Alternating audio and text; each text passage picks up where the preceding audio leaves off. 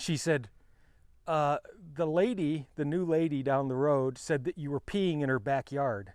If you haven't subscribed to this channel yet, you really don't know what you're missing. So just hit the button. Oh yeah, baby. Oh yeah.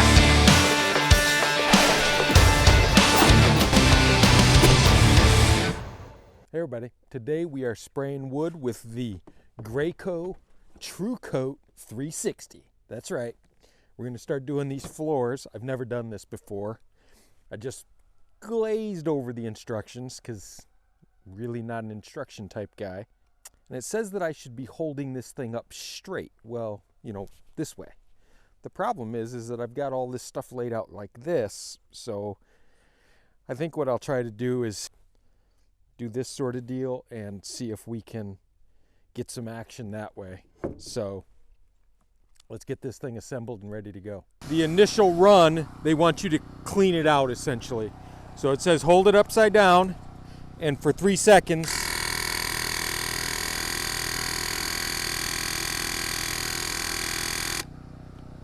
Just like that. It's easy enough. These are not actually like plastic buckets. They're more like a really thick bag. And I yanked that out. I'm gonna keep that over there for flushing when I'm done. And I'm just gonna grab a new one here for the stain, because it's not like I have an abundance of water out here. So I'm gonna get something to pop that off with. So I had this stuff mixed up obviously at the store, but that was days ago. So I'm just gonna get a good mix on it. I think we're probably pretty good right there. So now I'm sitting here wishing I had a funnel.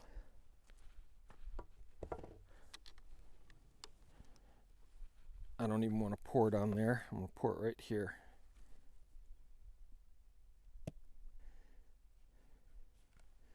Okay.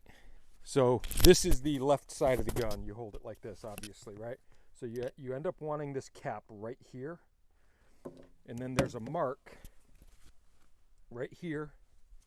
And there's a mark on this canister. I'll turn it for you. Mark right there.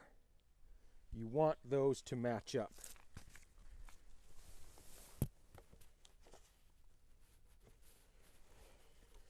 Like so.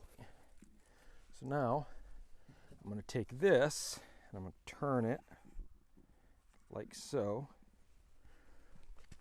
And I'm going to put it right in here. And now it's locked in. And now I'm good to go, I think.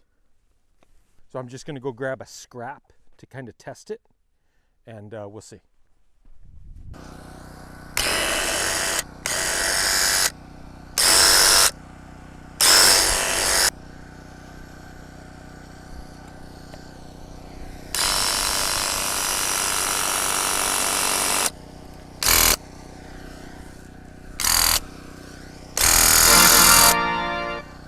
Oh yeah, so I'll kind of walk you through what I had to do. And I didn't have to do this when I was flushing it out.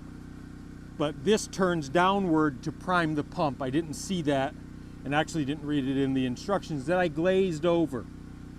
So it's down, prime the pump, and I just did it for, you saw, maybe 3 or 4 seconds, turned it back and it fired right up. I ended up getting some of that air out. I found it's easier to connect this. So this thing has some air holes in the center where I had kind of lost a little bit of that stain. Once I hooked this up, I was able to open this up, squeeze it, get more of that air out, and now I'm primed and I'm ready to go. So now it's just a matter of, and it looks like it does a really nice job there. So now it's a matter of trying to get some of these things done. Let's see. I'm gonna try it this way at first because it'll just be easier. Nope, that's not gonna work.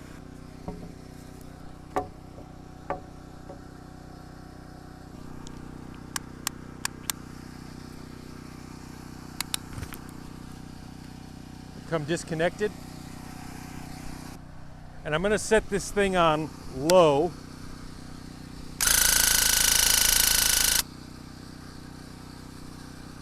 I wanna turn it. That's no good. My fault. I don't know what I'm doing. You want to talk about a piece of wood that's going to drip. It's going to drip. So when I had it this way, it was basically giving me a line. So I turned it up this way, so it'll give me a, wider. It's just way too much stain. It'll take me a gallon of stain to do 3 dang boards. Okay, so that did not work. And what I just did might actually be the answer.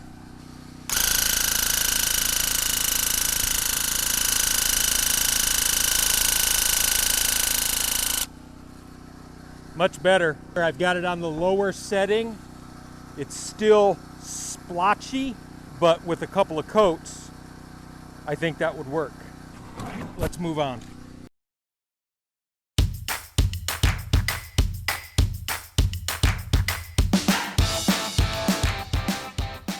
You know, that will work, no doubt.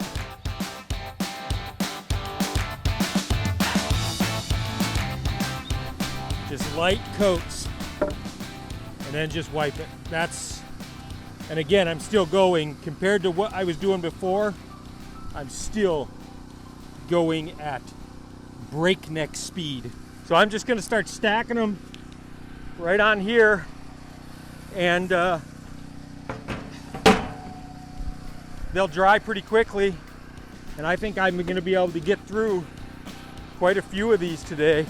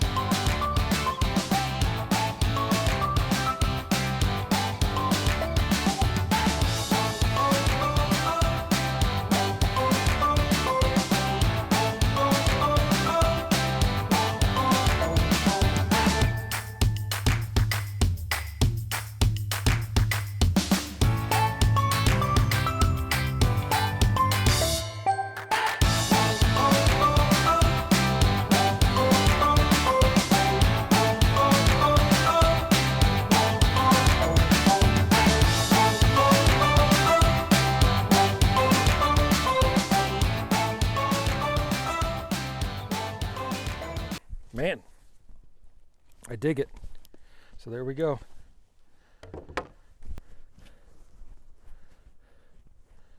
So yeah, if you're in the market for a sprayer, I don't know, again, I have no other opinion other than this one. I don't know anything about a Wagner. You know, Wagner is like that kind of that big name DIYer sort of.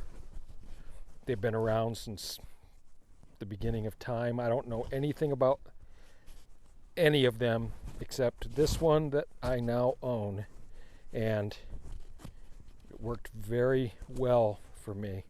A little weird at first because you just don't know what you're doing, but it makes a lot of work go very quickly. Do you know what one of the favorite things about the property for me is? It's not the acreage, it's not the lake, it's the ability to pee wherever I feel like it. When I have to pee, I just open my pants and I pee. When I was a kid, I grew up in the sticks, and we got a new neighbor, and they had just moved from the to the sticks from the city. And my mom and dad had met him, and they exchanged phone numbers and that sort of thing. And they'd only been around for about a week.